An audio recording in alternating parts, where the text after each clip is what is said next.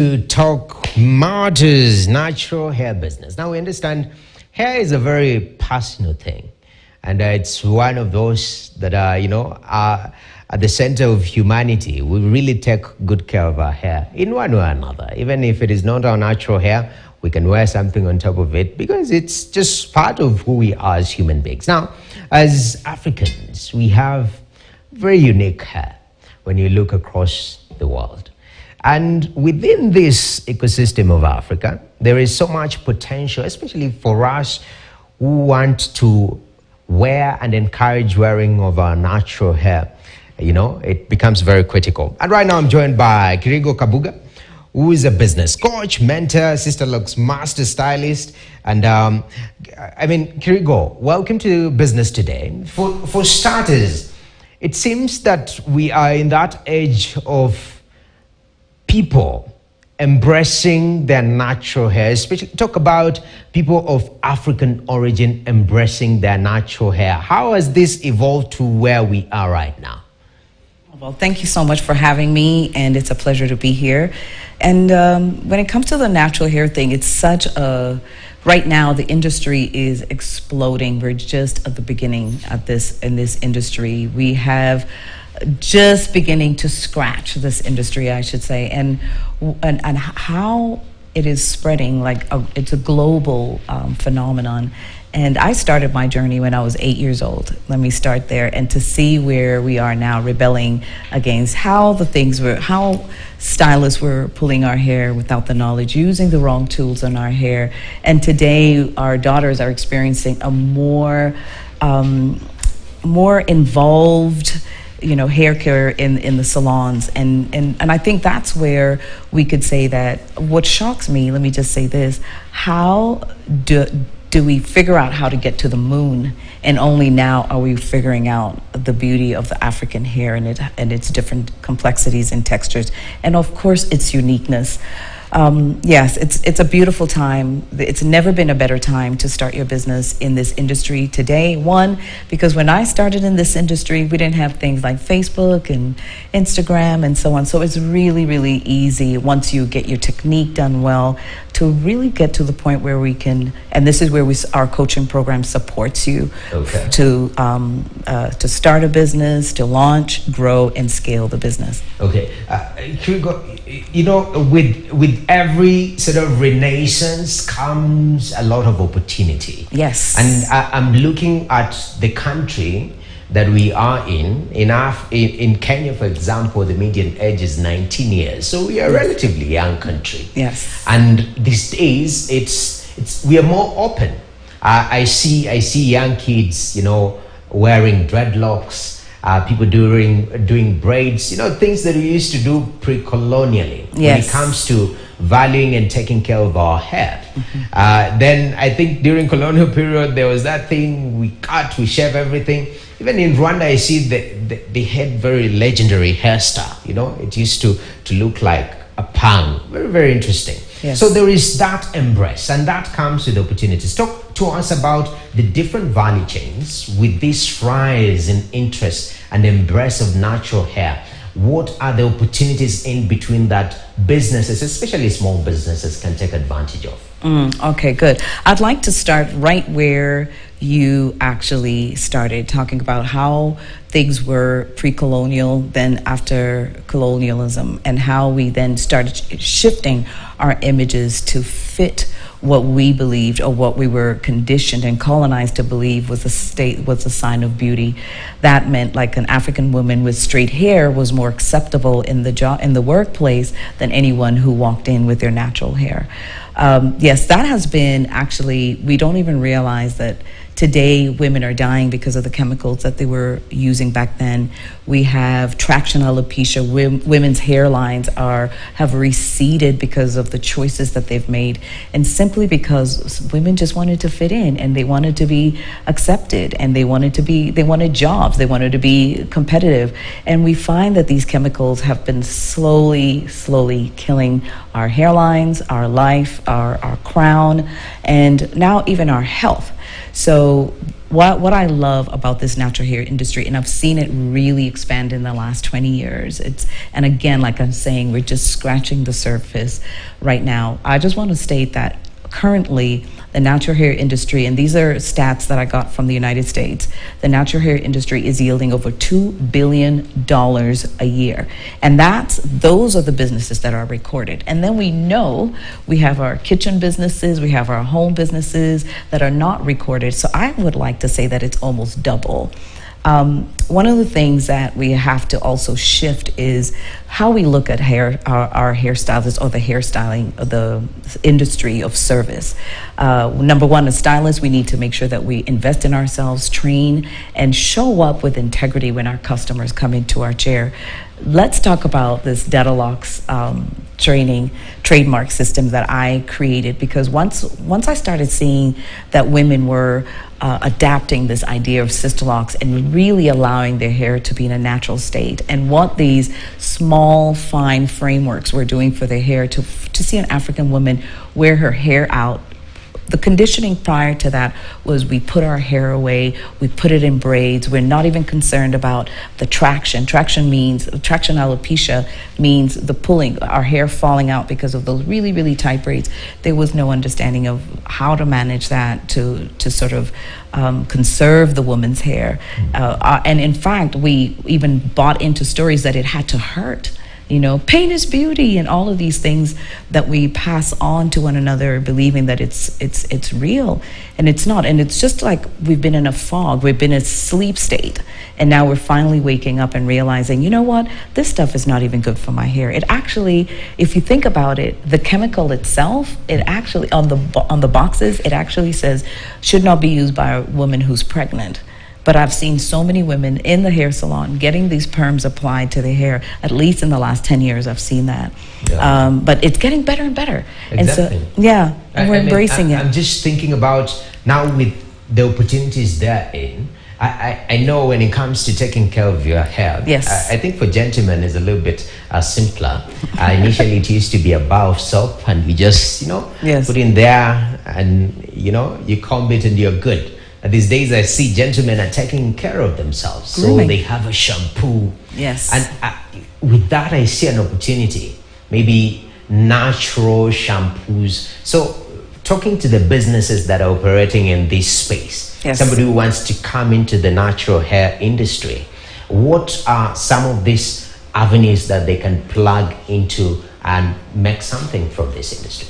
I love that question, because it really is it has broad answers.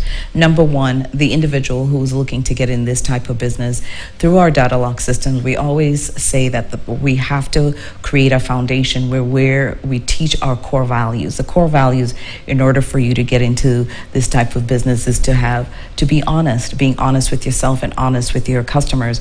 I've noticed even in Kenya, there's so many people who say, yes, I do that, but they haven't trained, they haven't done it. They just really want to put food on the table. And I get that part too. But when we're dealing with the public, and we're dealing with women who are also working really hard to come up with the revenue and the income to sort of groom themselves, like even with men these days, it's not just women who have taken this kind of direction towards grooming. Even the men have joined, and I think it's a beautiful thing, because it's important that we do take care of ourselves. And what does that do? It gives those of us who are in this industry such a huge opportunity to niche down in what it is that you want. And for us, we believe in crowning it up with the Dedalocks trademark system. And what does that mean, crowning it up? It really means tapping into a higher consciousness, how you deal with customers, really having a heart-centered approach. Not only are you just thinking about taking your money once this person does your hair, but you're really thinking about building relationships with these customers, because we know for sure that when you build relationships with customers and you have a slew of return customers, this is how your business grows.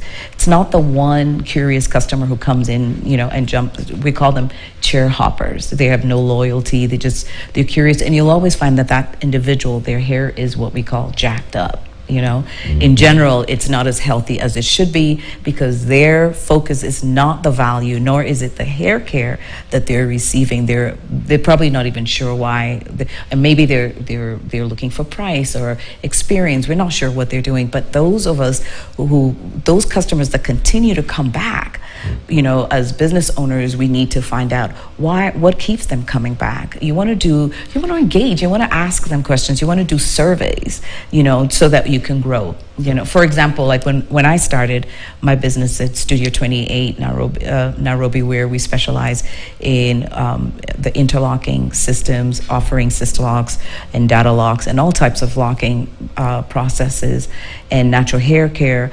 One of the things that we did was have a survey and asked our customers how we could better our business, you know, and you have to be open. So some of them don't want to disclose who it is, and that's fine because sometimes you probably don't want to know who said it.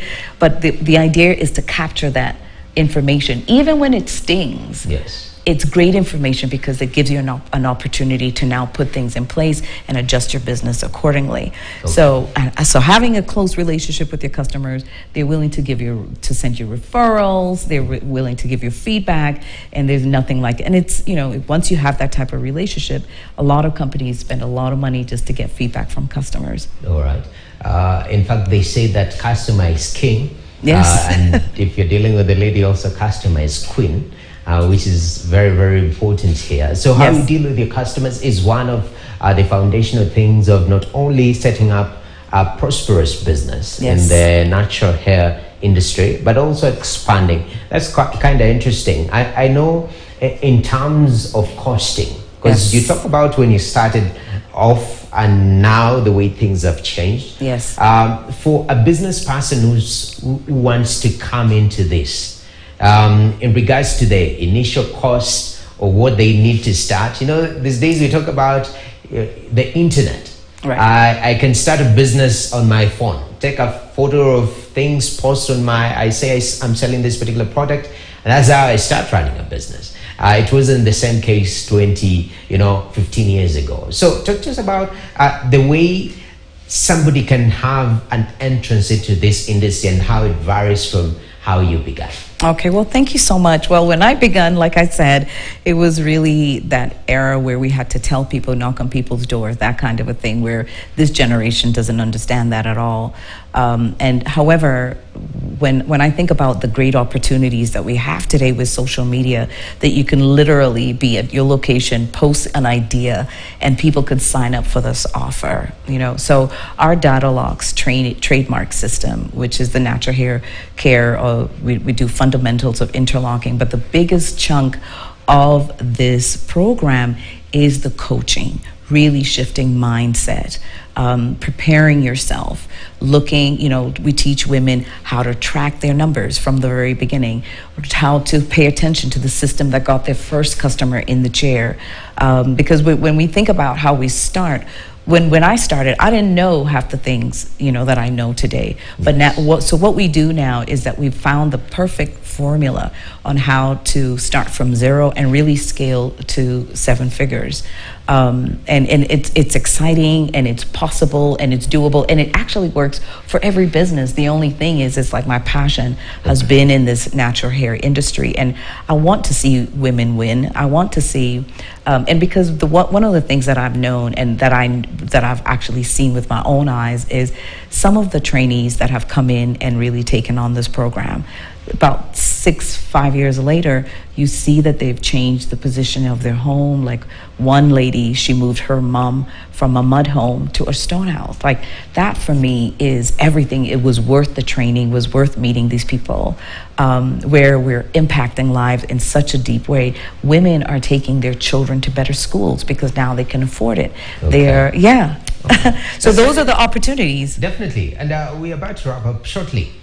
Somebody is saying, okay, there's this program, I want to take advantage of it. Yes. I'm really interested, I'm really passionate. Yes. How do I get to be on board briefly before we take a break? Okay, well, I like that. So you want to look for data locks, the trademark system, even reach out to Studio 28 in Kitusuru. That's where you register for this program.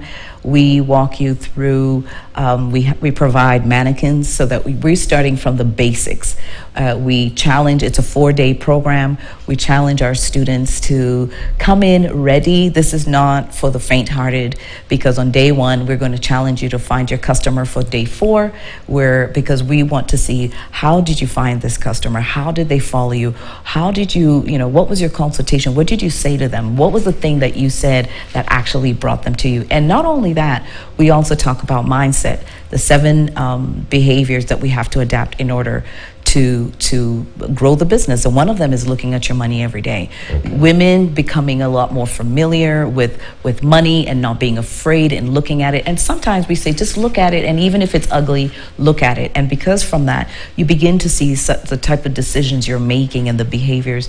And another thing too is like delegating and setting boundaries. If women don't do that, if we don't prioritize our self-care, our businesses will not last long.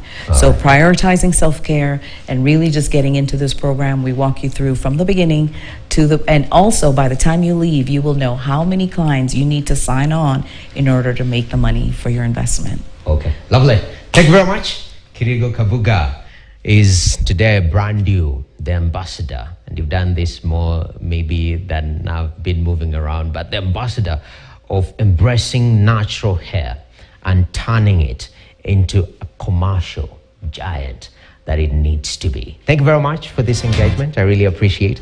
Thank you very much. Well, Sister Lux Online Academy, take advantage of that. But now we take a short break right here on Business Today. When we come back, we have women in business. Stay tuned.